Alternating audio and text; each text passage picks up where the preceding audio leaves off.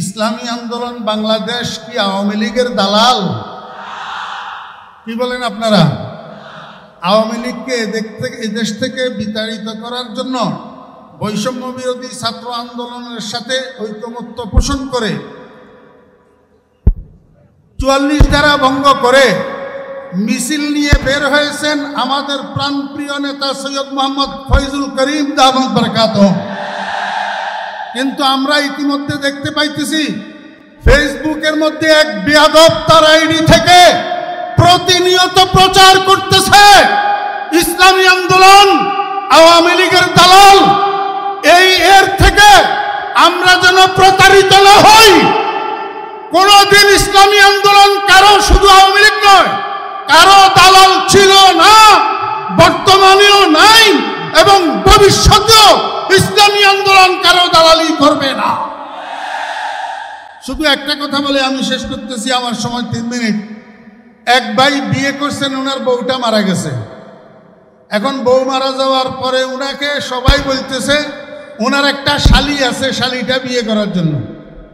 তো উনি বলতেছেন যে আমি শালিটা বিয়ে করব না, কারণ আমার বউ যেটা মারা গেছে সেটাও তরকারি রান্না করতে জানে না, একদিন লবণ বেশি একদিন মরিচ বেশি। এখন যদি শালি বিয়ে করি তো এটাও তরকারি রান্না করতে জানবে না, একদিন লবণ বেশি একদিন মরিচ বেশি হবে। আমার ভাইয়েরা, আমি আপনাদেরকে বলতে চাই, আমাদের দেশের পরিভাষায় বলে আগের বউয়ের শালি, অর্থাৎ আগের বউয়ের বোন, মানে এটা আগের বউয়ের শালি। ওই আগেরটা যেরকম পরেরটাও সেরকম।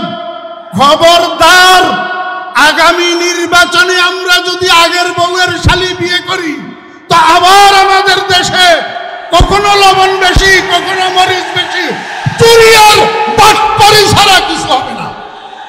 ইসলামী আন্দোলন বাংলাদেশ কর্তৃক আজকাল এই যে বিশাল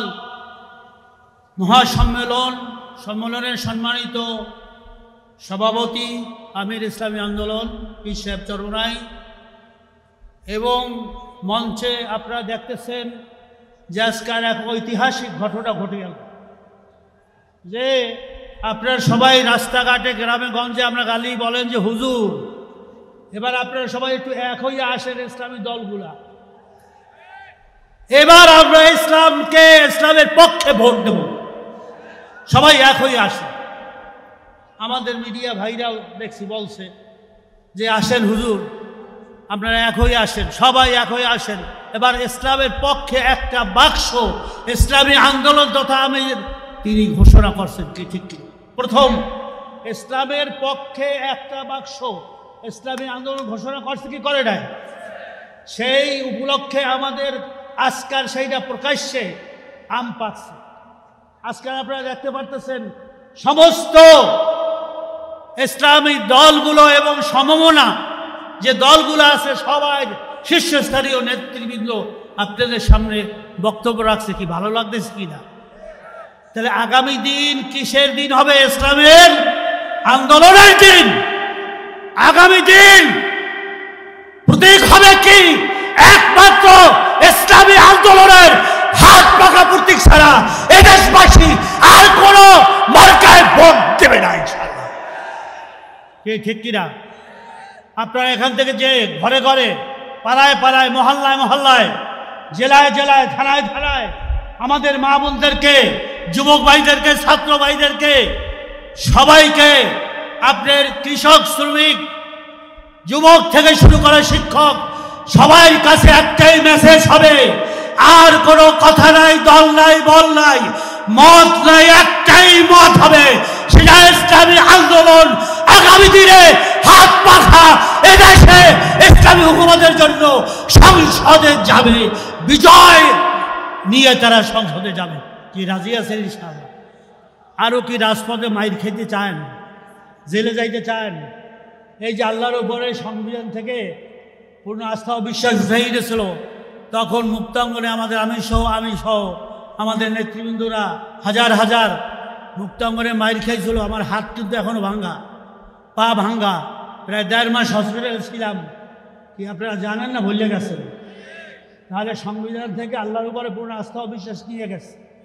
এইটা আবার পুনর্বহাল করতে হলে এই সব দলগুলা নিয়ে আমরা সংসদে যে কোরআনী আইন শাসন, কোরআনী শাসন কায়েম করবো।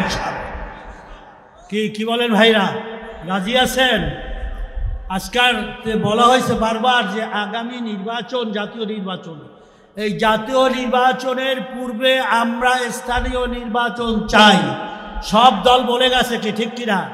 আমরা আগে যাচাই করে দেখি বর্তমান নির্বাচন কমিশন এবং আমাদের অন্তর্বর্তীকালী সরকার কেমন নির্বাচন উপহার দেয়, সেটা জাতীয় নির্বাচন দিয়ে একটু আমরা প্রাথমিকভাবে পরীক্ষা করব, তারপর জাতীয় নির্বাচন।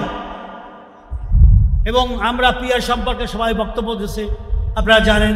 তারপরে বিচার করতেই হবে খুনিদের বিচার কিন্তু এখনো দৃশ্যমান হয় নাই। খুনিদের বিচার না হলে আবার ফ্যাসিস্ট জালেম এই ফিরআউন হাসিনার যারা দোসর, যারা উত্তরসূরি এখনো ঘাপটি মেরে বাংলার জমিনে তারা চুপ করে আছে, তারা একজনে জাগ্রত হবে।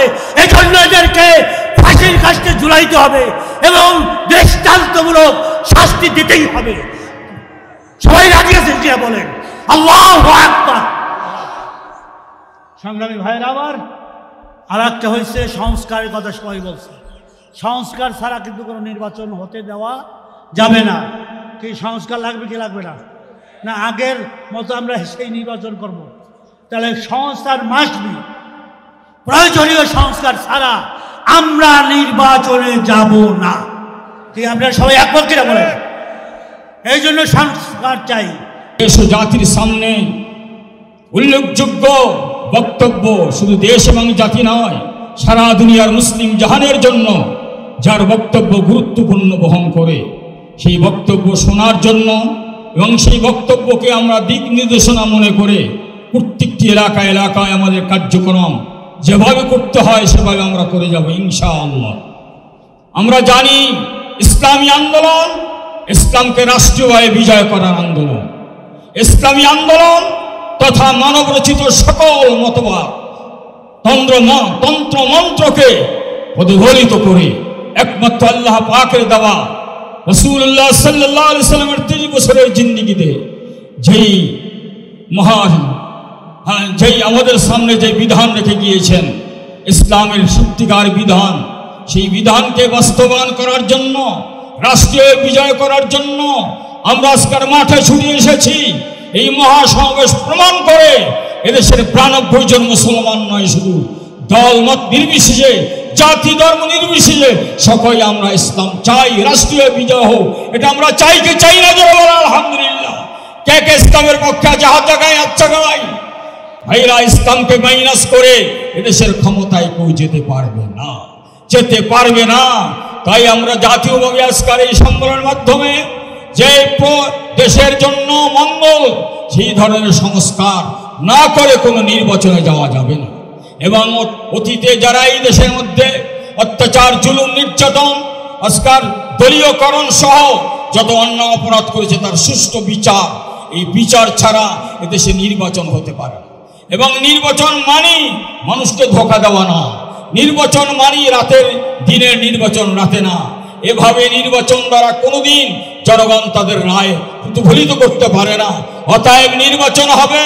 আর যেই নির্বাচনের পদ্ধতি ইসলামী আন্দোলন তুলে ধরেছে, বহু রাজনীতি দল ঐক্যমত পোষণ করেছে, সেটা হচ্ছে পিয়ার পদ্ধতিতে আনুপাতিক হার অনুযায়ী সংসদ সদস্য হবে। তাদের কথা, তাদের বক্তব্য দেশের সকল জনগণের পক্ষ থেকে হবে। কোন জনগণ ভোট দিবে আর তার প্রতিনিধি সংসদে যাবে না, এমন ভোট আমরা আর চাই না ইনশাআল্লাহ। অর্থাৎ পিয়ার পদ্ধতিতে আমরা আছি ইনশাআল্লাহ। বুঝে নিন, বুঝার মতন বুঝে ঘরে ঘরে, এলাকায় আমরা এই পিয়ার পদ্ধতিতে নির্বাচনের জন্য মানুষকে বুঝাতে চাই। আমরা সেই সব কিছু ভুলে গিয়ে নূতন বাংলায় নূতন পদ্ধতি, আপনারা যেহেতু গণতন্ত্র ছাড়তে পারতেছেন না, এই পচা নীতি, মানুষের নীতি, এটারও সুন্দর একটা পদ্ধতি ইসলামী আন্দোলন শিখিয়েছে। যদি করতে চাও, সকল জনগণের প্রতিনিধি সংসদে থাকবে, এটাই আমরা চাই। আল্লাহ পাক যেন সে লক্ষ্যে আমাদের সময় মাল জানের কোরবানি করার তৌফিক দান করেন। মোহতারামা আমিরের যেই নেতৃত্ব দিবেন মোহতারামা আমির, সেই নেতৃত্বের উপর 100তে 100 আস্থা রেখে আগামী আমরা চলার জন্য বদ্ধপরিকর, ঐক্যবদ্ধ। আল্লাহ আমাদের তৌফিক দান করেন, আমিন। একটি মানব রচিত কিছু স্বার্থবাদী মানুষের কর্তৃক প্রণীত সংবিধানের আলোকে প্রচলিত হওয়ার কারণে, পরিচালিত হওয়ার কারণে এদেশের মানুষের আকাঙ্ক্ষা বাস্তবায়িত হচ্ছে না, যার জন্য আমরা বিগত 54 বৎসর পর্যন্ত দেখে আসছি।